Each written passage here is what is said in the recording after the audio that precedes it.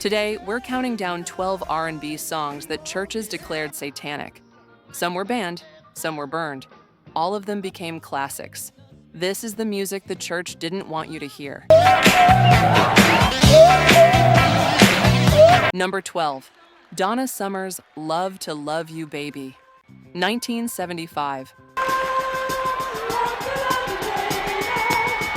Producer Giorgio Moroder asks Donna Summer to record something sensual, something that sounds like a woman in the throes of passion. Donna dimmed the studio lights, lay down on the floor, and delivered 22 orgasmic moans over a 17-minute track. The song became an instant hit, but churches, they were horrified. Reverend Jesse Jackson called it audio pornography. The Catholic Diocese in Boston demanded radio stations ban it. Church parking lots across America held record-burning parties, watching Donna's vinyl melt in the flames. Here's the twist. Donna Summer was a born-again Christian. Years later, she admitted the song haunted her, saying it was just a love song that got out of hand. But in 1975, the church declared it the devil's bedroom music, and it went triple platinum anyway.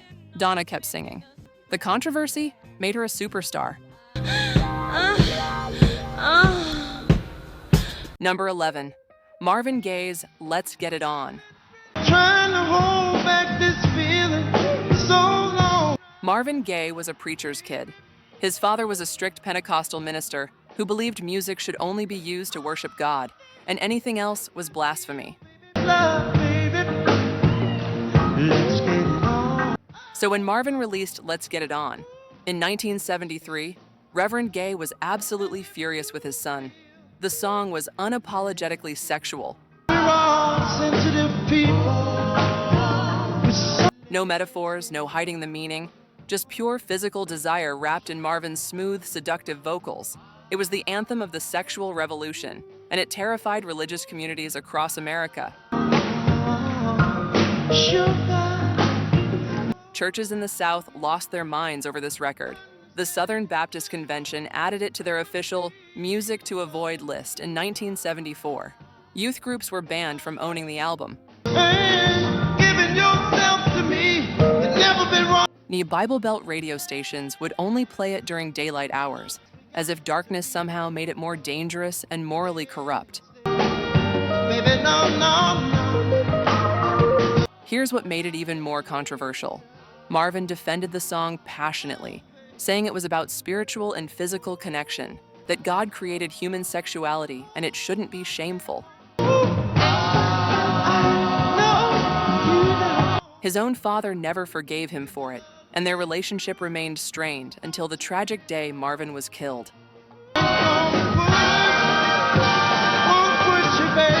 The church called it fornication music, but millions of married couples made it their wedding song. Marvin knew the truth that the church refused to accept. Love, in all its forms, isn't a sin. Number 10. Prince, Darling Nikki, 1984. Tipper Gore, wife of Senator Al Gore, walked into her 11-year-old daughter's bedroom one afternoon. The girl was listening to Prince's new album Purple Rain on her headphones.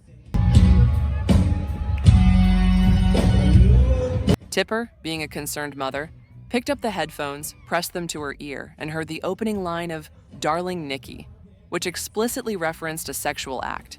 She was absolutely horrified and felt like she'd been punched in the stomach.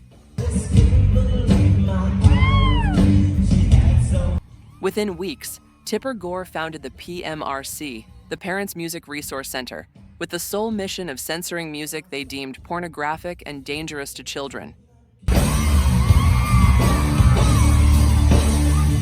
Darling Nikki became their Exhibit A, the perfect example of how rock and R&B music had gone too far.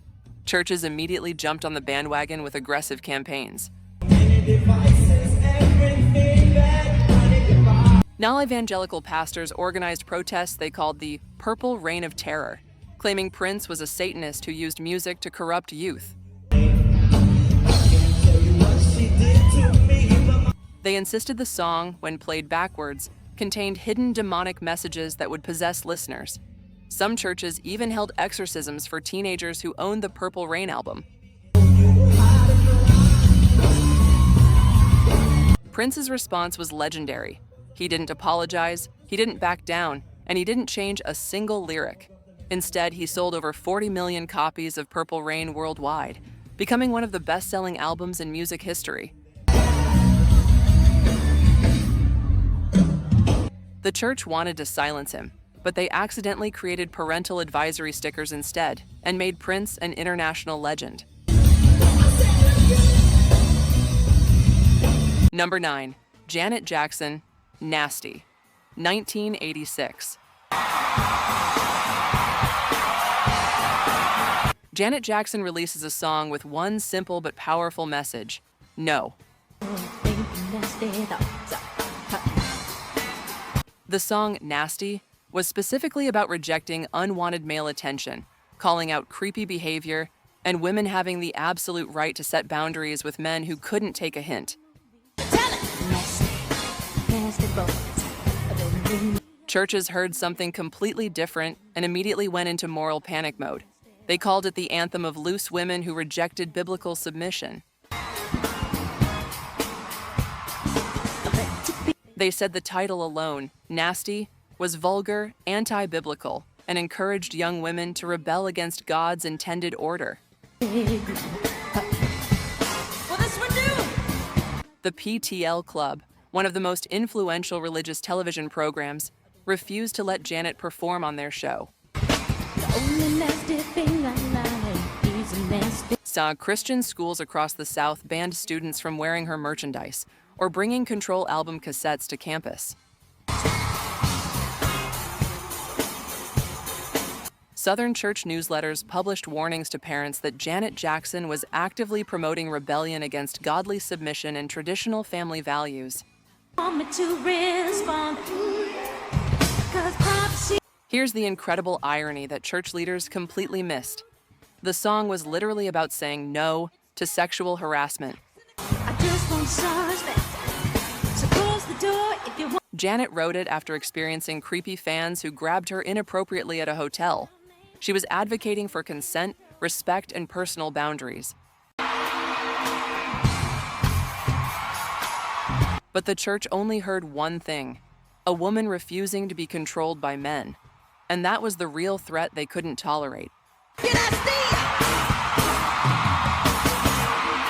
Janet kept saying no, and women everywhere started finding their own voices and saying it too, which changed popular culture forever. Listen, 90% of you watching right now aren't subscribed yet. If these stories are blowing your mind, imagine what you're missing. Hit subscribe, turn on that bell, and join the 200,000 R&B fans who never miss a Groove Lens upload. Number 8. Salt-N-Pepa, Let's Talk About Sex, 1991. America was in the absolute middle of the AIDS crisis. Teenagers were dying at alarming rates from a disease most of them didn't even understand. Misinformation was spreading faster than the virus itself, and nobody was having honest conversations about safe sex and protection. We need you now. Come on, all the fellas. Let's talk. 3 brilliant women from Queens, Salt-N-Pepa, and Spinderella decided to do something radical about it. Very serious out there, so wrap it up. They released an educational song about safe sex, about consent, about using protection, and about having honest, frank conversations about sexuality and health. The church completely lost their minds over this record. Conservative pastors called it explicit filth that would corrupt an entire generation. Focus on the Family condemned it on their national radio broadcasts. And Catholic schools banned students from owning the cassette tape and threatened suspension for anyone caught with it. Here's what made the controversy absolutely absurd. The lyrics were clinical and educational, not pornographic. They talked about condoms, sexually transmitted diseases, and making smart, informed choices about sexual health. There was nothing gratuitous or exploitative about it. Check this out, y'all. It is 2016, and it's still. Meanwhile, public health officials were praising the song, saying it was literally saving lives by opening up conversations that parents and schools refused to have. They credited Salt-N-Pepa with reaching teenagers that traditional sex education programs couldn't touch. But churches saw the title, "Let's Talk About Sex," and that was enough. They wanted silence and shame. Salt-N-Pepa wanted kids to stay alive and healthy. History proved who was right. Number 7. George Michael, "I Want Your Sex," 1987. George Michael, the former squeaky clean teen idol from Wham, releases his first controversial solo single with a title that caused immediate moral panic across America. The title, "I Want Your Sex." Radio stations refused to play it based on the title alone. The BBC banned it outright from all programming. Church groups organized protests outside his concerts, holding signs that said, "George Michael promotes fornication," and "Faith Tour equals loss of faith."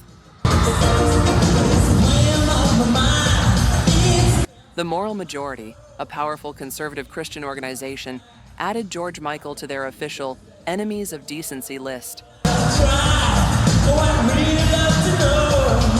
and launched a nationwide campaign to boycott his music, his concerts, and any radio station that dared play his records. Here's what absolutely nobody bothered to actually listen to or understand. The song was explicitly about monogamy and committed relationships, not casual sex. George even wrote the word monogamy in large letters on his model's body in the music video to make the message crystal clear. This was released during the height of the AIDS crisis, and he was actively promoting safe, exclusive, faithful love between committed partners. But the church saw 3 words, "I want your sex," and that was all they needed to declare him satanic. They called for boycotts, protests, and warned Christian youth that George Michael was a direct threat to their salvation and moral character. George's response was perfect. The song went to number 2 on the Billboard Hot 100 and became one of the defining hits of 1987. Sometimes the devil's just trying to keep you safe. Number 6. Millie Jackson, "If Loving You Is Wrong, I Don't Want to Be Right," 1974. Millie Jackson does something no female R&B singer had ever dared to do before in mainstream music. She sings explicitly from the perspective of the other woman, not the wife, not the victim, but the mistress who's unapologetic about loving a married man. I don't wanna be right. Churches across America, especially in the South, went absolutely ballistic over this record. If loving you is wrong. Southern Baptist pastors preached entire Sunday sermons using Millie's song as concrete proof that R&B music was actively destroying the sanctity of marriage and family values that held communities together. I don't wanna be right. If loving. They called it home wrecker music that glorified adultery and sin. Gospel radio stations refused to touch it with a 10-foot pole. If loving you is wrong. Even gospel singers who tried to cover the song for their own albums faced severe backlash from their own church congregations, who accused them of promoting infidelity. So deeply in love with you. Here's what made it genuinely dangerous to the church's narrative. Millie wasn't glamorizing adultery or making it seem easy and consequence-free. What else at home? Who needs you just as much? She was telling the brutal, honest truth about the messy, complicated, painful reality of forbidden love and the emotional toll it takes on everyone involved. Women related to it because it spoke to real human emotions. Am I wrong for trying to hold on to the... Men understood it because it acknowledged complexity, and the church wanted it completely silenced because truth is always more dangerous than fantasy. But truth doesn't need permission to be heard, and Millie Jackson kept singing her truth. I don't want to be right.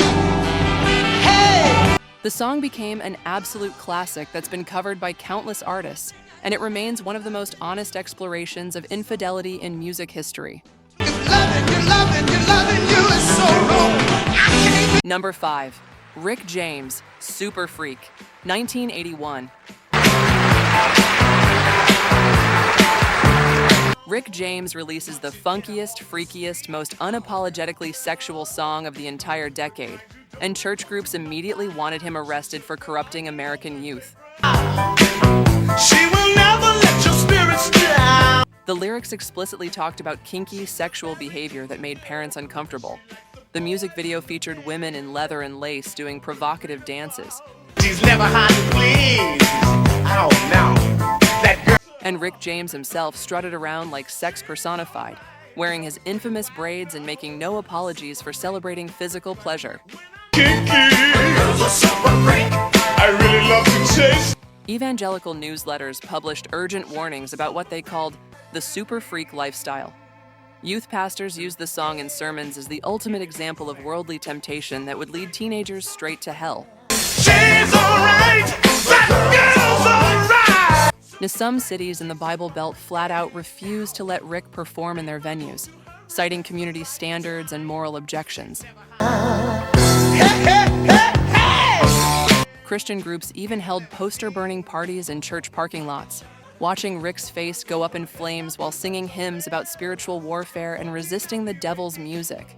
Yeah, she'll wait for me backstage with her girlfriend. Rick's response was absolutely perfect. He said music should liberate people, not restrict them. He said the church was fundamentally afraid of people enjoying their own bodies and sexuality, which God had created. Put your hands together here. He refused to apologize, refused to tone it down, and refused to compromise his artistic vision for anyone's comfort. Super Freak went to number 16 on the Billboard Hot 100 and became a cultural phenomenon. Then 10 years later, the MC Hammer sampled it for You Can't Touch This, and it became the biggest song in the entire world, introducing Rick's freak to a whole new generation. The freak always wins in the end. Number 4, Color Me Bad, I Wanna Sex You Up, 1991. 4 clean-cut guys from Oklahoma City release a song with 3 words that made parents completely lose their minds. Sex you up. They turned sex into a verb, and the church declared it linguistic warfare against Christian values. Christian radio hosts condemned it as degrading to women and society. Parents groups organized campaigns demanding MTV ban the video from all programming. Youth pastors forbid teenagers from playing it at church dances or youth group events, threatening consequences for anyone who defied the ban. Some radio stations were so terrified of the backlash that they actually edited the title to I Wanna Love You Up, because apparently love was morally acceptable. But sex was the devil's own language that would corrupt anyone who heard it. Mont, here's what makes this controversy completely absurd. The song was genuinely about consensual romance and mutual attraction. The group members looked like they sang in church choirs every Sunday. And you are so fly. The video was honestly pretty tame compared to other R&B videos from that same era. There was nothing particularly shocking or offensive about it beyond that one word. But that single word, sex, appearing in the title was enough to spark a national moral panic. The song went to number 2 on the Billboard Hot 100 and sold millions of copies. But Color Me Bad never escaped the controversy. Lay back and enjoy the ride. Radio hosts introduced them as that sex song group for their entire career. One word defined everything they ever did in music.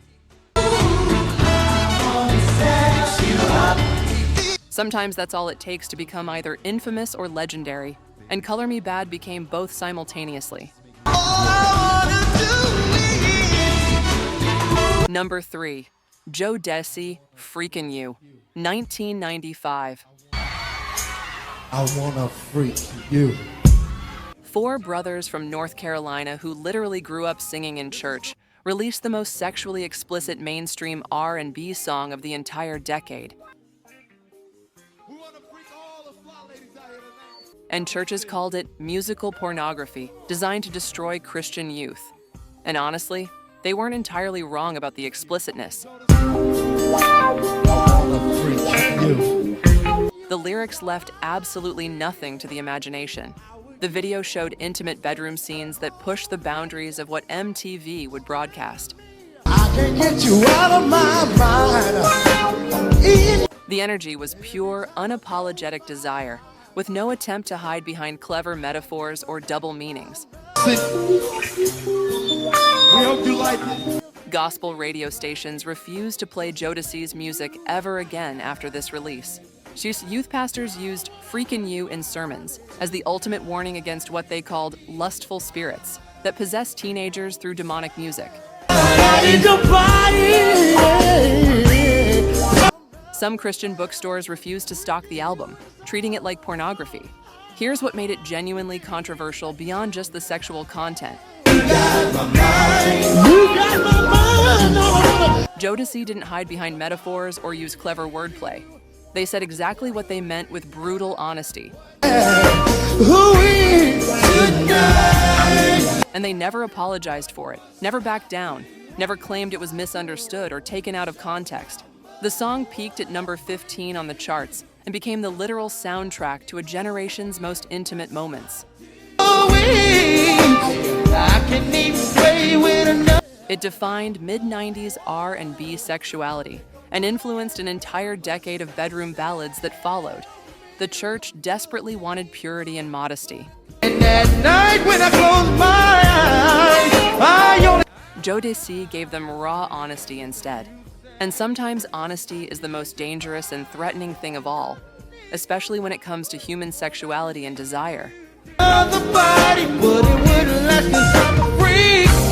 The song remains controversial even today, which proves its lasting cultural impact. Number 2, D'Angelo, Untitled, How Does It Feel? The year 2000. Director Paul Hunter asks D'Angelo to do something completely unprecedented in mainstream R&B music. you can decide.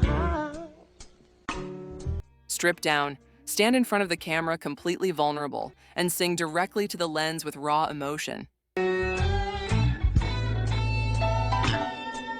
The video showed nothing explicitly sexual. No genitals, no sexual acts, no pornographic content whatsoever. Just a black man's body shot like fine art photography, celebrating the human form in its natural state. Baby. Say that you. Churches immediately demanded it be banned from all television. They called it idolatry of the flesh that promoted vanity and self-worship. Religious groups flooded MTV with thousands of complaint letters. Gospel radio refused to touch it under any circumstances, treating it like it was actual